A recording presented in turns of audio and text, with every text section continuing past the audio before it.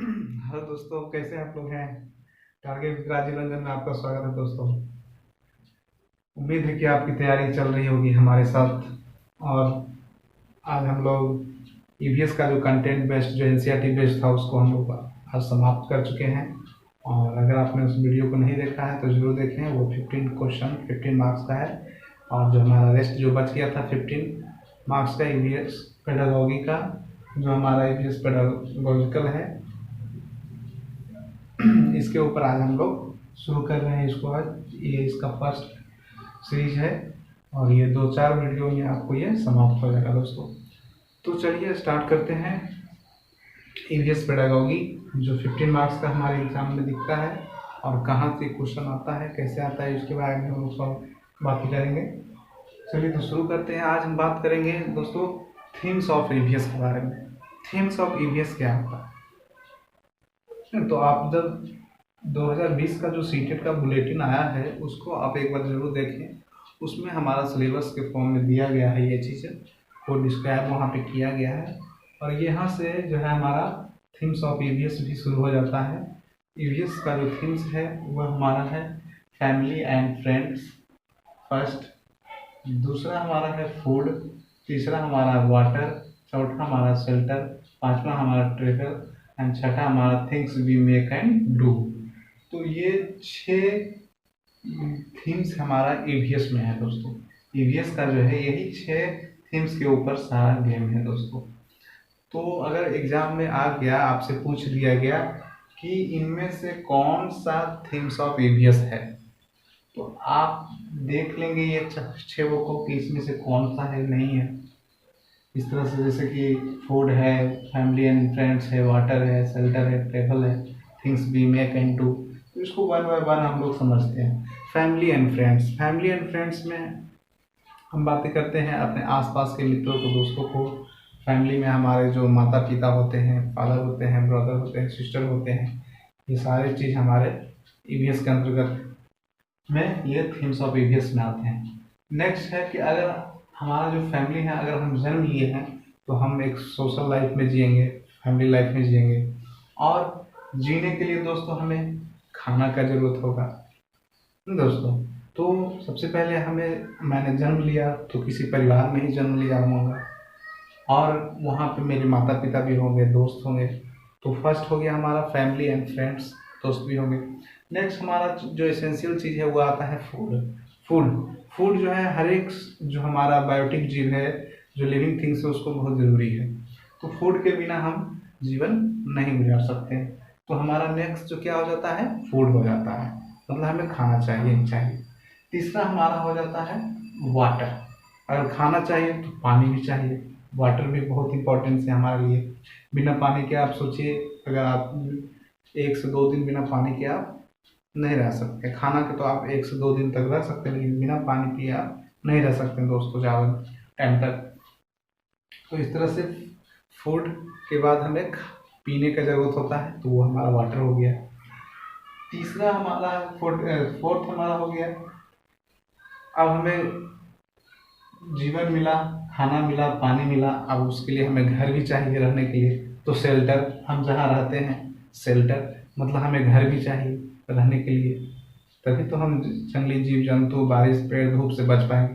तो इसलिए अगर ये सारी चीज़ हमको मिल जाता है, खाना, पानी, तो हमें क्या चाहिए नेक्स्ट, हमें शेल्टर, घर चाहिए ना। नेक्स्ट अब हमें ये सब सारा चीज़ मिल जाता है तो अब हमको थोड़ा सा घूमने का मन करेगा, तो हमको ट्रेवल करने का, गाड़ी घोड़ा खरीदना होगा, इधर से उधर जाएंगे घूमने के लिए। तो जब ये सारी चीज़ मिल जाता है तो हम ट्रेवल करते हैं, घूमते फिरते हैं। नेक्स्ट हमारा है things we make and do.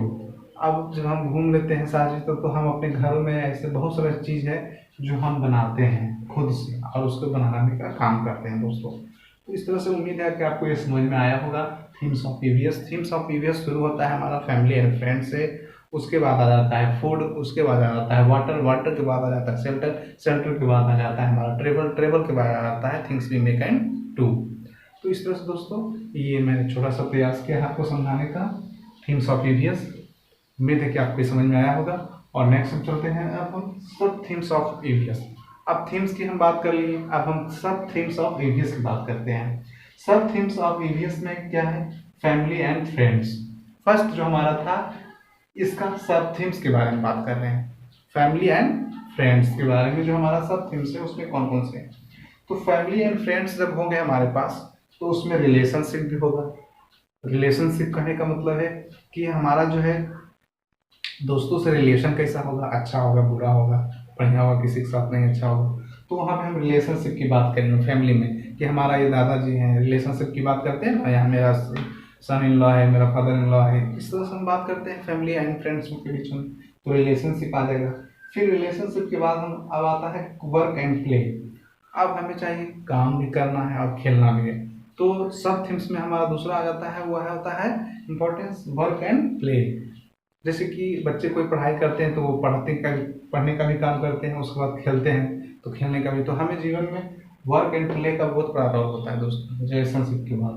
तो जब किसी की शादी होती है तो वो क्या करता है, खेलता भी है और अपना कमाना भी पड़ता है, उसको है वर्क भी करना पड़ता है जीवन यापन के लिए। तो ठीक उसी तरह से सब थीम्स में हमारा नेक्स्ट है एनिमल्स। एनिमल्स सब थीम्स में आ जाता है। तो एनिमल्स के बारे में हम क्या करें, एनिमल्स जैसे कि हमारे आसपास जो जीव जंतु हैं वो सब क्या है, वो इसी के अंदर आएंगे, फैमिली एंड फ्रेंड्स के अंतर्गत ही आएंगे सब थीम्स में। नेक्स्ट हमारा है प्लांट्स। प्लांट्स का इम्पोर्टेंस तो बहुत ज़्यादा है। जैसे कि हम खेती के लिए एग्रीकल्चर फॉर्म में नहीं, बिना एनिमल्स के, बिना प्लांट्स के हम नहीं जिंदा रह सकते हैं। तो इसलिए हमारा ये सब थीम्स फैमिली एंड फ्रेंड्स में प्लांट्स का भी बहुत बड़ा रोल है, क्योंकि प्लांट्स नहीं होगा तो हम भी नहीं होंगे, एनिमल्स नहीं होगा तो हम भी नहीं होंगे। कई सारी चीज़ जो है एक तरह से सर्किल बना हुआ है। तो हमने बात किया थीम्स ऑफ ईवीएस का, जो 6 थे, family and friends, food, water, उसके बाद शेल्टर, शेल्टर बाद ट्रेवल, ट्रेवल को thanks, we make and do. फिर हम सब थीम्स की बात किए। सब थीम्स में हमारा फैमिली एंड वेलफेयर में आता, relationships, work and play, animals, plants, ये सब सारे थे। नेक्स्ट हमारा है फूड। ये दूसरा जो है फूड, इसका सब थीम्स के बारे में बात करेंगे। तो फूड का सब थीम्स क्या क्या हो सकता है ये हम जानते हैं। जैसे कोई भी फूड है तो उसको हम टेस्टिंग करते हैं, कैसा लगता है पहले खाने नहीं, हमारा जैसे हम टेमू में लेते हैं तो टेस्टिंग होता है, उसके बाद उसका डाइजेस्टिंग होता है, उसके बाद हम लोग खाना को पकाते हैं, कुकिंग करते हैं नहीं, उसके बाद प्रिजर्विंग टेक्निक्स, भोजन को सुरक्षित रखने के लिए फ्रिज में रखते हैं उसको अच्छा से, तो इस तरह से प्रिजर्विंग भी करते हैं। या फिर जैसे कि हमें कितना रोटी बनाना चाहिए घरों में, कितना अनाज बनाना चाहिए, तो उसका भी हम लोग एक तरह का कंजर्वेशन करते हैं दोस्तों। तो उस तरह से नेक्स्ट हमारा है farmers and handlers. Farmers and handlers करने का मतलब है कि हम जो हमारे आसपास जो किसान भाई हैं वो कैसे खेतों में काम करते हैं दिन भर नहीं। तो इस तरह से फार्मर्स और हंगर्स के बीच जो बात है यहाँ पे यह समझाया गया है कि फार्मर्स जो एक तरह से खेती कर रहा है, एक तरह भूखे को अनाज पैदा करके खिला रहा है। तो इस तरह से ये हमारा सब थीम्स में आ जाता है फूड में, कि फूड में आखिर फूड का प्रोसेस क्या क्या होता है, कहाँ से ये शुरू होता है, कहाँ पे खत्म होता है। तो ये सारी चीज़ को आपको ध्यान रखना होगा कि फूड में क्या क्या चीज़ें हैं सब थीम्स में। तो टेस्टिंग है, डाइजेस्टिंग है, कुकिंग है, प्रिजर्विंग टेक्निक्स है, फार्मर्स एंड हैंडलर्स है। तो ये सारा हो गया सब थीम्स। तो इसका सब थीम्स 5 हो गए।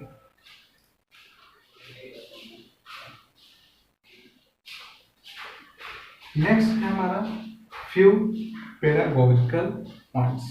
कुछ यहाँ पे पेडागोजिकल पॉइंट्स के बारे में बात हम लोग करेंगे। यह है, आप जब एनसीईआरटी को पढ़िएगा तो आपको उसमें दिखेगा कि एनसीईआरटी जो बुक्स है उसको कैसे, किस तरीक़ा से मेथड्स ऑफ टीचिंग उसमें यूज किया गया है, उसके बारे में यहाँ पे कुछ मैं बताने जा रहा हूँ दोस्तों। जैसे कि यहाँ पे बात की गई है, an attempt has been made by NCERT to develop deep and interrelated understanding of each theme. मतलब कि हमारा जो एनसीईआरटी बुक को जो बनाया गया है, ये बुक को एक तरह से इंटर रिलेटेड करके समझाया गया है। मतलब चीज़ों को एक दूसरे से जोड़ कर बताया गया है। ये नहीं कि हम कह सकते हैं कि बस रटो रटो रटो, समझ में कोई आ नहीं रहा, रोट लर्निंग हमको नहीं चाहिए दोस्तों। तो इस तरह से एनसीईआरटी को आप जब देखिएगा तो उसमें कोई भी चीज़ के बारे में, जैसे प्लांट्स के बारे में स्टार्ट किया गया है, फूड के बारे में बात की गई हो, डाइजेशन सिस्टम के बारे में बात की गई, तो डाइजेशन सिस्टम को आप कैसे समझेंगे नहीं, फूड को आप कैसे समझेंगे, तो फूड न्यूट्रिशंस को आप कैसे समझेंगे, तो उसके लिए हमको क्या करना होगा, हमको सबसे पहले जो है अपना आउटडोर से देख के ना होगा, मतलब कि एक तरह से हमको प्रैक्टिकल से नॉलेज जानना होगा, मतलब कि टू द पॉइंट सिर्फ आंसर लिखने से नहीं हो जाता, टू द पॉइंट आप जानेंगे उससे कोई मतलब नहीं। हमारा जो यहाँ पे थीम्स है वह हमें प्रैक्टिकल को बताता है, प्रैक्टिकली करने को कहता है, मतलब कि हमारा जो सब्जेक्ट होना चाहिए वो एक तरह का अंडरस्टैंडिंग लेवल पे होना चाहिए, ना कि सिर्फ रोड लर्निंग पे होना चाहिए।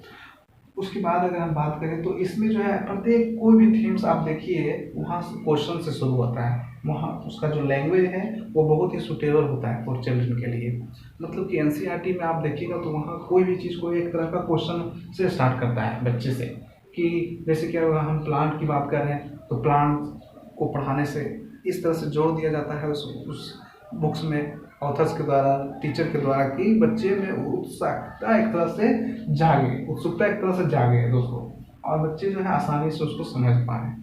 ठीक है, तो जैसे क्या अगर हम पत्तियों के बारे में पढ़ा रहे हैं तो बच्चे को कहेंगे कि बाहर से आप एक पत्ते तोड़ के लाइए, अलग अलग प्लांट्स के कौन कौन से प्लांट्स हैं, ये सारी चीज़ को हम उसको दे सकते हैं, तो प्रैक्टिकल नॉलेज पे जोर दिया गया है दोस्तों, मतलब कि हम इंडोर से उसको आउटडोर की तरफ ले जाएं, मतलब कि बाहर की दुनिया से उसको जोड़ के पढ़ा रहे, ना कि सिर्फ बुक ही से बना दें उसको, किताबी कीड़ा नहीं बनाना यहाँ पे है उसका एम। तो इस तरह से नेक्स्ट हमारा है one also needed to tackle the differences of gender, class, culture, religion, language, geographical location etcetera, मतलब कि हमें जो है हम बात करते हैं जेंडर की, मतलब बुक्स में भी इस तरह का जेंडर इक्वालिटी हमें करना चाहिए, मतलब कि इनइक्वालिटी नहीं करना चाहिए जेंडर में। जेंडर की अगर बात कहीं, अगर धर्म की बात करें, कहीं क्लास की बात करें, तो वहाँ पे ये जो है क्या करता है, बांटने का काम कर देता है। तो इसलिए दोस्तों कभी भी बच्चे को आप पढ़ाइए तो कभी भी उसको जेंडर जो है के बारे में बताएं, लेकिन वहाँ पे जो है एक तरह का लिंगी विभेद उसको नहीं करें, मतलब कि एक दूसरे में लिंगी विभेद नहीं करना चाहिए बच्चे में, खासकर जेंडर के प्रति, कौन से क्लास से तुम हो, कौन नहीं, एक तरह से किस धर्म से है, धर्म को नहीं जोड़ना चाहिए कि वो फलना धर्म का है इसलिए वो खराब है। तो इसलिए एक तरह से हम यह कह सकते हैं कि लैंग्वेज अगर अलग अलग जो हमारे स्कूल में बच्चे आते हैं वो अलग अलग लैंग्वेज के आते हैं, अलग अलग धर्म से आते हैं, अलग अलग क्लास के होते हैं, अलग अलग हमारा कास्ट के होते हैं, अलग अलग हमारा जेंडर के होते हैं, तो इस तरह से हमें ये सारी चीज़ों को भी ध्यान देना चाहिए, उसको कैसे टैकल करना है इसके बारे में जो है बात की गई है।